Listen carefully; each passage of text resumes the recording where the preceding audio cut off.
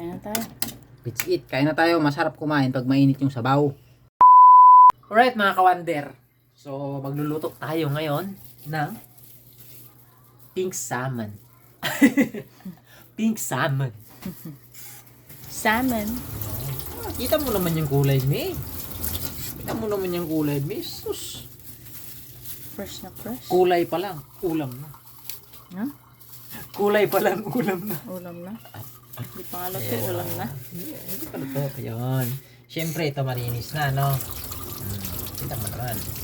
Kasi naka-frozen siya. Kaya mo yung kamatis, oh. Kamatis. Yan. Malinis naman yung kamay ko, no? Malinis yan. Yan. Sigurado ka. Sibuyas. Sibuyas. Yan. Siyempre, lagyan natin ng luya. Yan. Yan. So, ganyan na ako magsigang. Yan. Lagyan natin ng ano mga kawander. Kunting paminta. Ayan. Para may lasa-lasa. Ayan. So, sarap kasi yung rock salt kaysa sa iodized salt eh. O, di ba? Sarang natin.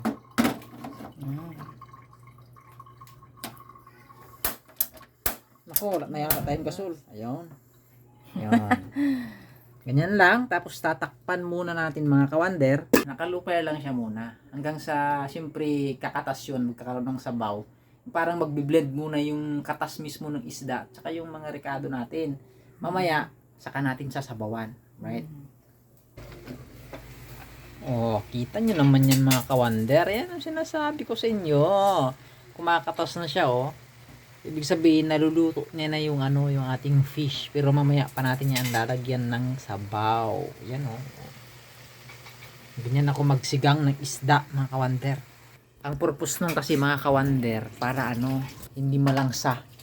Para yung lasa ng ating mga ricado dyan at saka ano, manut talaga dun sa laman ng ating pink salmon. O, diba? Kita nyo naman, talagang nanuot na yung ano, yung katas niya sa kanyang ano, sa laman. Kaya yan, pwede nating lagyan yan mga kawander. Sabaw. Ayun. O, diba? Pag kumulo, saka na ilalagay yung... Pag kumulo, saka na natin ilalagay yung ano, yung gulay. Para syempre, yung gulay hindi siya masyadong overcook. Kasi masarap yung gulay pag half cook lang. Wow! Kumulo na mga kawander yung ating pink salmon. Yan. So kanina mga kawander, may nakalimutan tayo. Ano, dapat nung wala pa siyang sabaw, sinama ko na nung sinigang si Miso. Nakalimutan ko.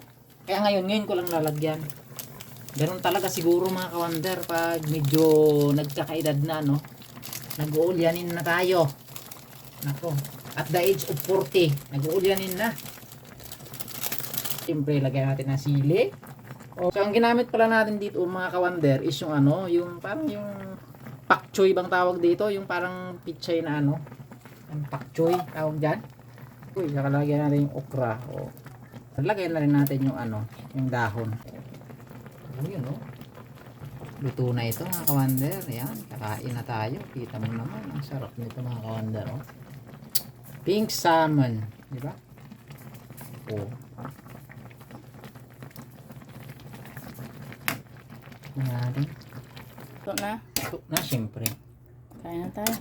Let's eat. Kain na tayo. Masarap kumain pag mainit yung sabaw. Yan, kainan na mga kawander. Lisa Solar for disciple siya butter sip and the bati to kay Solar in. Amen. Sinigang sa miso. Yan. Yan, okra, oh. Siyempre sa atin mga kawander yung bunchit. Bunsuts. Bunchits. Yan. Ang daming kanin, no? Oh, itong kanin to mga kawander, yan yung ano, yan yung bahaw pa kanina na hindi naubos. Ayan, so tayo ang titira ng bahaw.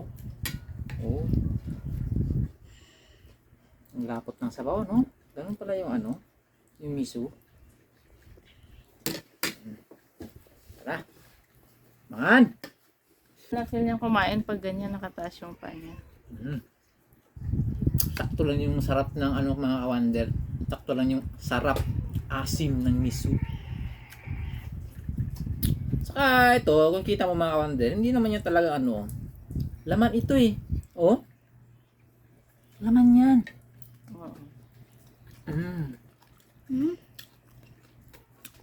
Grabe. Sarap. Ang sarap. Masarap ke? Sarap. Yes. Paborito mo yan. Yung.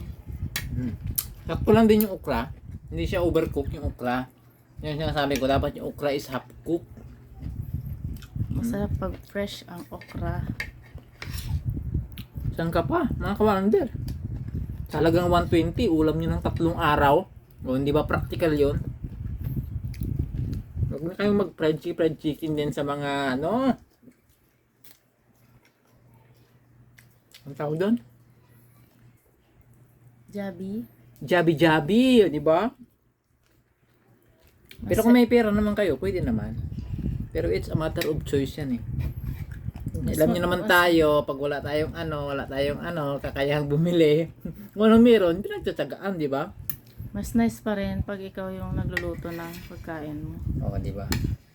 Alam mong malinis at healthy. Tingnan natin yung sinigang ni Wonderful Daddy. Okay? Ang sarap ng sabaw, me. Grabe. Asim kilig, di ba? Asim kilig. Oh. Sarap. Hindi ka lang kikiligin sa mahal mo, kikiligin ka rin sa ulam, mga kawander. O, di ba? Yan yung the best sa sinigang talaga, mga kawander. Maasim, ano. Oh. Yan, oh. Yan pala yun, me. Pagluto na, nagiging pink siya. Ay, oo. Pink. Nagiging pink. Pink.